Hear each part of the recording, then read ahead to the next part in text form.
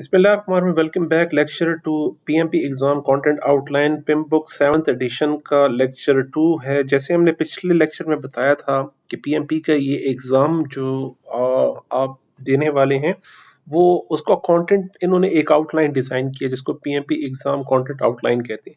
इसको थोड़ा देख लेते हैं इसमें क्या है और आपने किस तरह इसको क्वालिफाई करना है। तो एग्जाम का कंटेंट आउटलाइन ऑफिशियल जो अनाउंस किया वो देखते हैं और डोमेन टास्क इनेबलर देखेंगे। एलिजिबिलिटी क्राइटेरिया जो चेंज हुआ है वो देखते हैं, पैटर्न स्कोरिंग देखेंगे और कंक्लूजन जो इस लेक्चर का है। तो पिछले लेक्चर में जैसे मैंने बताया था कि 3 डोमेन आपको इसमें अब मिलने वाले हैं, एक पीपल, प्रोसेस और बिजनेस एनवायरनमेंट। एक्चुअली पिछला जो पिम बुक 6 एडिशन है जिसको हम नॉलेज एरिया कह रहे थे उसमें प्रोसेस ग्रुप्स थे और प्रोसेसेस थे उसके अंदर। एक्चुअली उसी को रीडिजाइन करके उसी को रीशेप मैं कहूँगा, मैंने थॉरली इसको स्टडी किया है। पिछले जैसे मैंने बताया पिछले कई जो 4th एडिशन से पिम बुक को हम देख रहे हैं, फिर 5 और 6 एडिशन में थोड़ी थोड़ी चेंजेस उन्हीं नॉलेज एरियाज में लेकर आए थे। अभी डोमेन एरिया जो डोमेन डिफाइन ये कर रहे हैं, परफॉर्मेंस डोमेन, उनको उन्होंने कंबाइन कर दिए, यानी ह्यूमन रिसोर्स को, स्टेक होल्डर्स को, ह्यूमन से रिलेटेड जितने जो प्रोसेसेस थे उनको पीपल का नाम दे रहे हैं और जितने बिजनेस से रिलेटेड जो प्रोसेसेस थे, जो उनके लाइफ साइकिल्स थे, एनवायरमेंटल कंडीशंस थी, उनको बिजनेस एनवायरनमेंट लेकर, और अदर प्रोसेसेस जो हैं जो 50% है वो वही प्रोसेसेस हैं जो पिछले 6 एडिशन में हमने डिस्कस किए। वो हम आगे साथ साथ मैं आपको बताऊंगा इसमें क्या डिफरेंस है। जो मेजर डिफरेंस जो स्ट्रक्चर का है वो बता रहे हैं यहाँ पर। एक इम्पोर्टेंट नोट इस कंटेंट में जो मेंशन किया है ये मैं आपके साथ भी शेयर कर लूंगा और पीएमआई की ऑफिशियल जो साइट है उस पर अवेलेबल है। आप गूगल में सर्च कर लें तो पीएमपी एग्जाम कंटेंट आउटलाइन आपको वहां से भी अवेलेबल है। अब ये बता क्या रहा है आपसे, एक स्टेटमेंट वहां मैंने ये पढ़ी थी जिसको मैं अगर प्रेजेंट करना चाहूँ, ये क्या बताना चाह रहे हैं तो ये बताना चाह रहे हैं कि 50% प्रिडिक्टिव अप्रोच होगी। अब इसके बाद प्रिडिक्टिव वो जिसको हम जो वाटरफॉल प्रोसीजर से हम स्टेप बाय स्टेप प्रोसीजर से पिछले जो अपने प्रोजेक्ट्स उनको कंप्लीट करते थे, 50% वो अप्रोच रहेगी और 50% रहेगी कंप्लीट एजाइल मैनेजमेंट की और हाइब्रिड अप्रोच की। हाइब्रिड में ये कि कुछ हिस्सा उसका प्रिडिक्टिव है और कुछ उसका हाइब्रिड है। तो ऐसे प्रोजेक्ट्स जो कंप्लीटली प्रिडिक्टिव हैं वो तो हमें समझ में आ गई। अब हमने देखना है एजाइल मैनेजमेंट की अप्रोच क्या है, क्योंकि जैसे मैंने बताया था पिछले लेक्चर में कि जो प्रोजेक्ट्स पिछली दफा वाटरफॉल प्रोसीजर से एक स्टैंडर्ड स्टेप्स को फॉलो करते हुए हम कंप्लीट कर सकते थे, वो अब इस दफा नहीं हो सकता। अब है एजाइल मैनेजमेंट, यहाँ की तरतीब ही अलग है, यहाँ की अप्रोच ही अलग है। तो आपको कम टाइम में और कम जो बजटिंग के अंदर अपने काम को कैसे कंप्लीट करना है उसकी अप्रोच को वो कह रहे हैं 50% अब आपने इस तरफ को देखना है। तो एक ये बात थी कि हम प्रिडिक्टिव प्रोजेक्ट्स को तो छोड़ नहीं सकते, वो तो है। जो न्यू कमर्स हैं पीएमपी के इस सीरीज में, मैं उनको दोबारा रिकमेंड करूंगा आपको 6 एडिशन पढ़ के आना है इस सीरीज के लिए। पीएमपी को भी आप देखें 6 एडिशन को, उसके बाद जब हम 7th एडिशन को देखते हैं, और जो लोग पीएमपी 6 एडिशन को देख चुके हैं उनके लिए ये सीरीज इतनी मुश्किल नहीं हो, उसमें वो समझ जाएंगे कि मैं इस सीरीज में क्या बताना चाह रहा हूँ। क्योंकि जैसे मैंने बताया कि मैं ज्यादातर जो पिछली चीजें हैं उनका सिर्फ रेफरेंस दूंगा कि आप उस लेक्चर में पिछले नॉलेज एलिंग में जाके वहां पे आप देख सकते हैं। जो नई चीजें हैं उस पर ज्यादा फोकस इस सीरीज में उस पर रहेगा।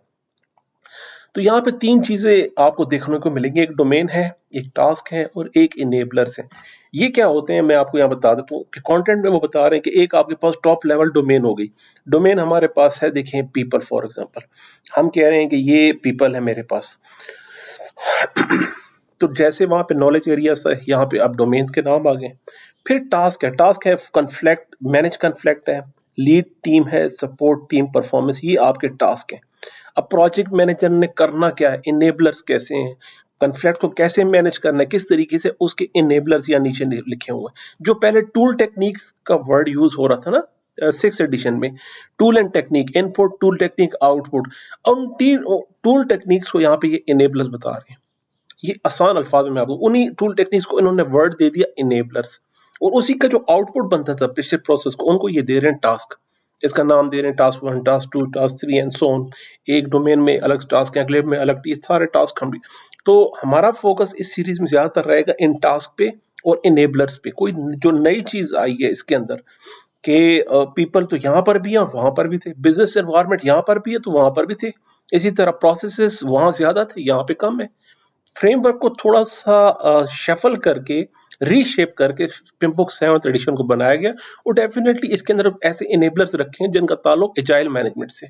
तो हम एजाइल मैनेजमेंट को देखेंगे ज्यादातर इस सीरीज में कि आपने वो कौन कौन से इनेबलर्स हैं जो हमने वहां स्टडी नहीं किए थे, अब आपको स्टडी करनी है। तो इन्हें जो इसकी एलिजिबिलिटी क्राइटेरिया, अगर आप एफएससी एफए एफएससी की आपकी एजुकेशन, उसके लिए आपको 5 ईयर एजुकेशन, ये प्रोजेक्ट मैनेजमेंट एक्सपीरियंस चाहिए और ट्रेनिंग तो डेफिनेटली चाहिए होती है। आपका बैचलर जो है 14 ईयर की एजुकेशन है, उसके लिए आपको मिनिमम 3 ईयर प्रोजेक्ट मैनेजमेंट की एजुकेशन चाहिए। और अगर आपके पास 16 ईयर या इससे ज्यादा की एजुकेशन है, फिर आपको मिनिमम 2 ईयर का एक्सपीरियंस प्रोजेक्ट मैनेजमेंट का चाहिए। उन्होंने तीनों कैटेगरी को एम्बेड किया है, एफएससी से लेकर और पोस्ट ग्रेजुएट तक की एजुकेशन को आप एलिजिबल हैं इसके अप्लाई करने के लिए। तो कम से कम 5 ईयर होने चाहिए एफएससी की केस में। प्रोजेक्ट मैनेजमेंट का एक्सपीरियंस भी आपको प्रूव कर रहा है और ट्रेनिंग्स तो मस्ट है, ट्रेनिंग भी आपको बतानी। ये सारी डिटेल जो है इसी के अंदर मेंशन है, जो आउटलाइन है। तो आउटलाइन आप देख सकते हैं नेट से, उसमें क्या बताया। एग्जाम पैटर्न इस दफा जरा काफी चेंज किया गया है, यानी पिछली दफा 6th एडिशन के लिए 200 क्वेश्चन रखे जाते थे, तो अब है 180 क्वेश्चन। 180 में 5 क्वेश्चंस जो है अनस्कोर्ड हैं, 175 स्कोर्ड क्वेश्चन है। आपको 230 मिनट्स आपको दिए जाएंगे इसमें। पिछले एग्जाम में सिर्फ 10 मिनट्स की ब्रेक अलाउड थी, एक ब्रेक थी, इसमें उन्होंने 2 ब्रेक्स रखी हैं 10-10 मिनट्स की, यानी शायद 60 क्वेश्चंस के ऊपर एक ब्रेक आ रही है और दूसरी 120 क्वेश्चन जब आप कर लेंगे उसके बाद एक दूसरी ब्रेक रखी है। तो 10 मिनट्स की जैसे ही आप 60 क्वेश्चन कर लेंगे, 60 के बाद आपको रिव्यू का टाइम दिया जाएगा, इसको रिव्यू कर लें और उसके बाद 10 मिनट का ब्रेक आपको दिया जाएगा। लेकिन आप जो वो 60 क्वेश्चन है उसको दोबारा रिव्यू नहीं कर सकेंगे, वो 60 हो गए, उसके बाद 10 मिनट के बाद आपको 61 से आगे जाना है, 120 तक जाना है।